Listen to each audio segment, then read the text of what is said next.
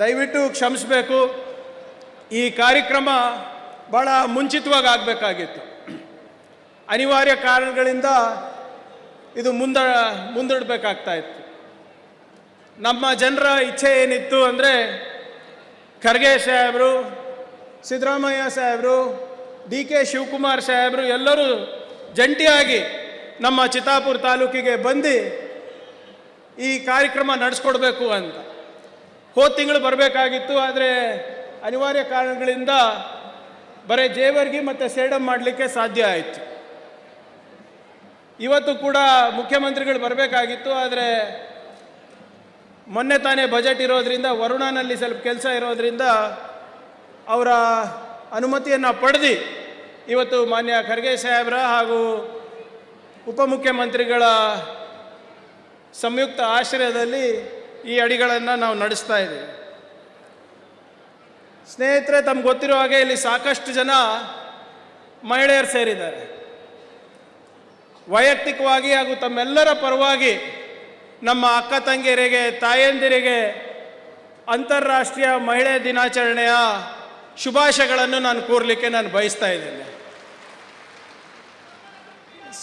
ಸಾಮಾನ್ಯವಾಗಿ ಇಂಥ ಒಂದು ಶುಭ ದಿನದಲ್ಲಿ ಯಾವಾಗ ನಾವು ಮಹಿಳೆಯರ ದಿನಾಚರಣೆಯನ್ನು ಆಚರಣೆ ಮಾಡ್ತೀವಿ, ನಾವು ಸಿಹಿ ಸುದ್ದಿ ಕೊಡ್ತೀವಿ. ದಯವಿಟ್ಟು ಕ್ಷಮಿಸಬೇಕು. ಇವತ್ತಿನ ದಿನ ಒಂದು ಕಹಿ ಸುದ್ದಿಯನ್ನು ನಾನು ಕೊಡಬೇಕಾಗಿದೆ ನಮ್ಮ ಮಹಿಳೆಯರಿಗೆ. ಇಡೀ ದೇಶದಲ್ಲಿ ನಿನ್ನೆಯಿಂದ ಕೇಂದ್ರ ಸರ್ಕಾರದ ಆರ್ಥಿಕ ಹಾಗೂ ವಿದೇಶಾಂಗದ ನೀತಿಯ ವೈಫಲ್ಯ ಆಗಿ ಅದರ ಕಾರಣ ಇವತ್ತು ನಮ್ಮ ತಾಯಂದಿರ ಮೇಲೆ ಹೆಚ್ಚು ಹೊರೆ ಬೀಳಲಾಗ್ತಾ ಇದೆ, ಆರ್ಥಿಕ ಹೊರೆ ಬೀಳಲಾಗ್ತಾ ಇದೆ. ನಿನ್ನೆ ಕೇಂದ್ರ ಸರ್ಕಾರ LPG ಸಿಲಿಂಡರ್ ದರ 60 ರೂಪಾಯಿ ಜಾಸ್ತಿ ಮಾಡಿದೆ. 11 ತಿಂಗಳಲ್ಲಿ ಇದು 2ನೇ ಸರಿ ಜಾಸ್ತಿ ಮಾಡ್ತಾ ಇರೋದು. ಅಂದರೆ ಇವಾಗ ಒಂದು ಸಿಲಿಂಡರು ಸುಮಾರು 915 ರೂಪಾಯಿ ಆಗುತ್ತೆ. ನಾನು ಹೇಳ್ದಂಗೆ ಇದು ಒಳ್ಳೆ ದಿನ, ಸಿಹಿ ಸುದ್ದಿ ಕೊಡಬೇಕಾಗಿತ್ತು, ಆದರೆ ಕಹಿ ಸುದ್ದಿ ಕೊಡ್ತಾ ಇದ್ದೀನಿ. ಆದರೆ ಇವತ್ತು ಯಾಕಿದು ನಾವು ಬಹಿರಂಗವಾಗಿ ಚರ್ಚೆ ಮಾಡಬೇಕಾಗಿದೆ ಅಂದರೆ, ಬೆಂಗಳೂರಿನಲ್ಲಿ ವಿಧಾನಸೌಧದಲ್ಲಿ ಬಜೆಟ್ ಸೆಷನ್ ನಡೀತಾ ಇದೆ. ಬೆಲೆ ಏರಿಕೆ ಬಗ್ಗೆ ಚರ್ಚೆ ಆಗುತ್ತೆ, ನಮ್ಮ ರಾಜ್ಯದ ಬಜೆಟ್ ಬಗ್ಗೆ ಚರ್ಚೆ ಆಗುತ್ತೆ. ಮತ್ತು ವಿರೋಧ ಪಕ್ಷದವರು ಪದೇ ಪದೇ ಏನು ಹೇಳ್ತಾ ಇದ್ದಾರೆ ಅಂದರೆ, ಈ 5 ಗ್ಯಾರಂಟಿಯಿಂದ ಸರ್ಕಾರಕ್ಕೆ ಸಾಕಷ್ಟು ಹೊರೆ ಆಗ್ತಾ ಇದೆ, ಜನರ ಮೇಲೆ ಹೊರೆ ಆಗ್ತಾ ಇದೆ, ಇದು ನಿಲ್ಲಿಸಬೇಕು ಅಂತ ವಿರೋಧ ಪಕ್ಷದವರು ಹೇಳ್ತಾ ಇದ್ದಾರೆ. ಕೇಂದ್ರ ಸರ್ಕಾರದ ಆರ್ಥಿಕ ನೀತಿಗಳಿಂದ ಇವತ್ತು ಬರೇ ಅಂತಾರಾಷ್ಟ್ರೀಯ ರಾಷ್ಟ್ರೀಯ ಮಟ್ಟದಲ್ಲ, ನಮ್ಮ ಪಂಚಾಯತ್ಗಳಲ್ಲಿರ್ಬೋದು, ನಮ್ಮ ಊರುಗಳಲ್ಲಿರ್ಬೋದು ಪರಿಣಾಮ ಬೀಳ್ತಾ ಇದೆ. ಬೆಲೆ ಏರಿಕೆ ಗಗನ ಮುಟ್ತಾ ಇದೆ. ನೀವೇ ಹೇಳಿ, ಪೆಟ್ರೋಲ್ ಡೀಸೆಲ್ ಇವಾಗ 100 ರೂಪಾಯಿ ದಾಟಿದೆಯಾ ಇಲ್ಲ ನಮ್ಮ ರಾಜ್ಯದಲ್ಲಿ? ಅದು ಯಾರಿಗೆ ಎಫೆಕ್ಟ್ ಆಗುತ್ತೆ? ನಮ್ಮ ಶ್ರೀಸಾಮಾನ್ಯಕ್ಕೆ ಎಫೆಕ್ಟ್ ಆಗಿದೆ. ಮಕ್ಕಳ ಶಿಕ್ಷಣ ಇವತ್ತು ನೀಡಲಿಕ್ಕೆ ಕಷ್ಟ ಆಗ್ತಾ ಇದೆ. ತರಕಾರಿ ಬೆಲೆ ಗಗನಕ್ಕೇರಿದೆ.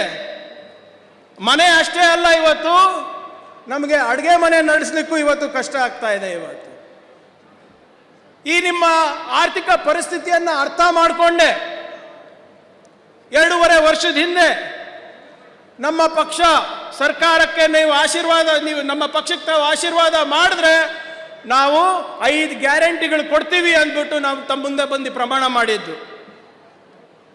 ನಮ್ಮ 5 ಗ್ಯಾರಂಟಿಗಳೇನಿವೆ, ಈ ಎಲ್ಲ ಗ್ಯಾರಂಟಿಗಳು ತಾವು ಆಲಿಸಿ ನೋಡಿದ್ರೆ ಇದು ನಮ್ಮ ಸಮಾಜದಲ್ಲಿ ಕಡೆಯ ಮನುಷ್ಯನಿಗೆ ಕೂಡ ಒಂದು ಸ್ವಾಭಿಮಾನದ ಬದುಕು ಕೊಡುವ ಗ್ಯಾರಂಟಿ ಈ ಯೋಜನೆಗಳಾಗಿದೆ. ಇವತ್ತು ಶ್ರಮಿಕರಿಗಿರ್ಬೋದು, ಕಾರ್ಮಿಕರಿಗಿರ್ಬೋದು, ಯುವಕರಿಗಿರ್ಬೋದು, ವಿದ್ಯಾರ್ಥಿಗಳಿಗಿರ್ಬೋದು, ಮಹಿಳೆಯರಿಗಿರ್ಬೋದು, ರೈತರಿಗಿರ್ಬೋದು, ಇವರೆಲ್ಲರಿಗೂ ಕೂಡ ಒಂದು ಆರ್ಥಿಕ ಸ್ಥಿರತೆ ನೀಡುವ ಮತ್ತು ಸಮಾಜದ ಮುಖ್ಯವಾಹಿನಿಗೆ ತರುವ ಮುಖಾಂತರ ಒಂದು ನವ ಕರ್ನಾಟಕದ ನಿರ್ಮಾಣ ಮಾಡುವ 5 ಗ್ಯಾರಂಟಿ ಯೋಜನೆ ನಮ್ಮದಾಗಿದೆ.